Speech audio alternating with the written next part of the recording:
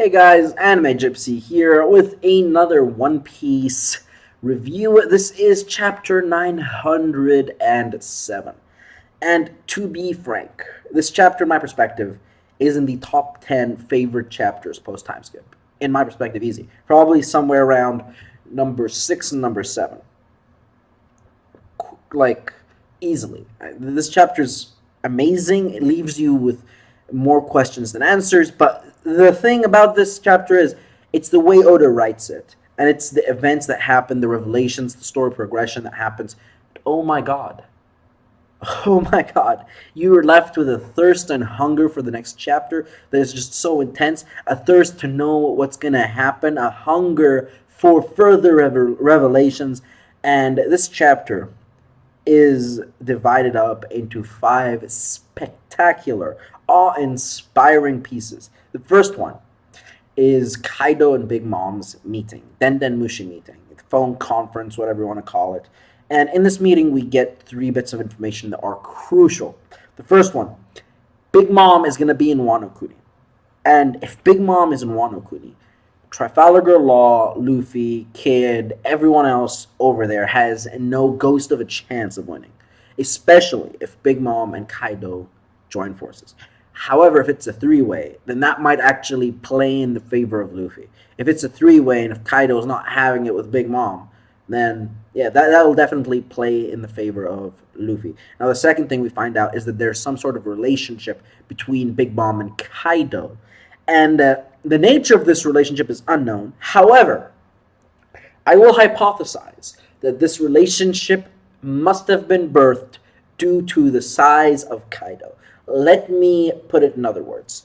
When Big Mom was a little kiddo, when Big Mom was a kiddo and was in Elbaf, she was in heaven. She was like, "Oh my god, this is amazing. Oh my god. I could sit on chairs, I could tap people in the back and they won't die. This is pure heaven." And when she saw Kaido, she probably had the same response where, "Oh my god, my body complex is no longer in effect. I see someone bigger than me, someone that I could just interact normally with, someone that I could see eye to eye with." And this body complex, this size complex that Big Mom has would be negated in the presence of someone like Kaido, who is probably larger than her, in my perspective. So, yeah, that is important, and I think that's what birthed the relationship. Now, the final thing is that Kaido is indebted to Big Mom for some reason. And I made a video about Oars and Kaido and their relationship. And if you see this chapter, there is a silhouetted dark figure in the middle of the snow with 2 horns. And people, I'm guessing, assume this is Kaido. However, I argue that Kaido's indoors due to the next few pages, with him sitting down with a Denden Mushi next to his mouth and drinking a big bottle of sake, or a big urn of sake, or whatever you want to call it. So this is not Kaido. Who is this? This is Oars Senior before Moria stole him, in my perspective. In Kaido's favorite Winter Island, the Winter Island that was named in the Winter Island that was named in Moria's arc, but wasn't really named afterwards. And it's yeah, just watch the video. I make an argument that Oars Jr. and Kaido are siblings, and I have I have evidence for this. Just check the video; it's going to be in the link down below, and that's what I believe that is. Second part of the chapter is the Marineford part, and there are 2 parts to this bit. And the first one is a conversation between Sakazuki and Borsalino. Now, Borsalino thinks he could tangle with Big Mom. I argue nay. Borsalino, you can't. You can't tangle with Big Mom. You can't tangle with Kaido. And honestly, if Kizaru does something irrational, he might just die in the next few arcs. Just pure and simple. Because he seems like he's eager to fight one of them for some reason. Now, there is a statement made that the only people that could handle this are admirals and Shichibukai, and I would further this by saying the only Shichibukai that would probably stand a ghost of a chance against Yonko are Mihawk and Boa Hancock. Now, as for Admiral standing a chance, well, I don't see Shichibukai standing a chance by themselves, so probably they meant together. Because you can't hold your ground against emperors with just a single admiral or a single Shichibukai. It's just not going to work. You saw what happened with Whitebeard, and those are young, healthy Yonko. They're not Yonko that have heart conditions or problems with their bodies or are basically very sick. Whitebeard was basically not in his healthiest of shapes. Now, also, if I'm Fleet Admiral, if I'm Sakazuki, I would say, let them fight it out. Let them duke it out. And then clean up the scraps afterwards. Deal with an injured Yonko rather than a healthy, fat Yonko. Or a healthy, like that. Honestly, you have to take this stuff into consideration.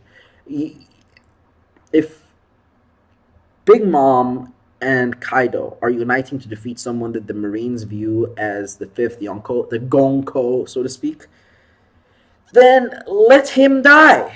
Don't intercept it. You're just helping his cause. Just make them kill him and restore balance to the world.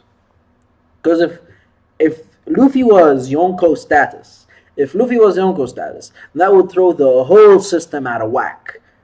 And that's what they believe. So let them kill Luffy so the system returns back to normal. Now, the second conversation is with Roger and Hina. And Hina says something along the lines of, now that their captain is dead, ... and they continue the conversation. And I'm guessing she's talking about the remnants of the Roger pirates. However, Garp says that if they get involved, then it's going to be a situation way beyond our control. And I'm guessing that the third and second in command of Roger's crew are at the very least admiral level. Now, Rayleigh wasn't really satisfied holding his own against Kizaru because he was rusty, so to speak. So you have to wonder what a healthy, seasoned Rayleigh is capable of. I'll just leave it at that. Now, the third part of the story is Stelly and the Empty Throne. And, the Empty Throne symbolizes that nobody is on the top of the world. Nobody controls the world. There's no king of the world. That is not something that happens, yada, yada, yada. And I am guessing. And I'm pretty sure I have some I have a very good reason for guessing this. And that is, he's going to sit on the throne. And he's not going to be the king of the world, so to speak. He's going to try and sit on the throne. So, Stelly's a greedy... Stelly is greedy. And that's the only conclusion we could reach from that. Now, the fourth part is Shirahoshi and Charlos. And in my perspective, that part was amazing. You see Charlos with a giant slave number 3, and he's tackling Shirahoshi, and he's like, you're my new slave. And then you see an interception by Sai, Leo, Neptune, and Rebecca and Vivi, where they try and stop him. It doesn't really go well because CP0 intercepts them, and then in comes Don Quixote Mosgard, Don Quixote Mosgard, or however you pronounce his name.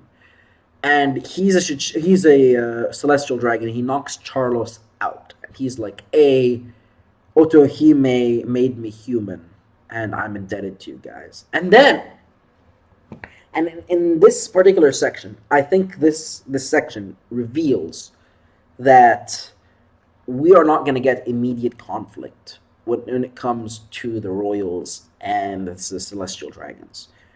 We are going to get conflict, however, with the revolutionaries and celestial dragons. It's kind of common sense. The fifth part, and the most important part, is Shanks showing out of nowhere, being like, hey, Elder Stars, hey, Gorosei, listen to me, there's a pirate I want to talk about. And this could be one of two people. Either Teach or either Luffy. And I'm leaning more in the direction of Teach, because Teach is the one pirate that we know Shanks always talks about when he's discussing something important that is relevant to world affairs. He discussed Teach when he was talking to Portgas the Ace in the novel. He discussed Teach when he was talking to Whitebeard. So, yeah, Teach is important. Yeah, that's all I have to say about Teach. However, Luffy's been going up the ranks, and maybe Shanks wants to talk about Luffy. Now, that aside, I want to talk about Wano Kuni, something I missed in this review, and that is that Sakazuki said that the only reason he's not sending admirals in to intercept is simply because they don't know the samurai's forces. And this hypes up the daimyo and the samurai. Now, this is all I have time for the video. If you like the video, please leave a like. Until next time, guys, this is Anime Gypsy, and I'm out. See you guys later. Bye.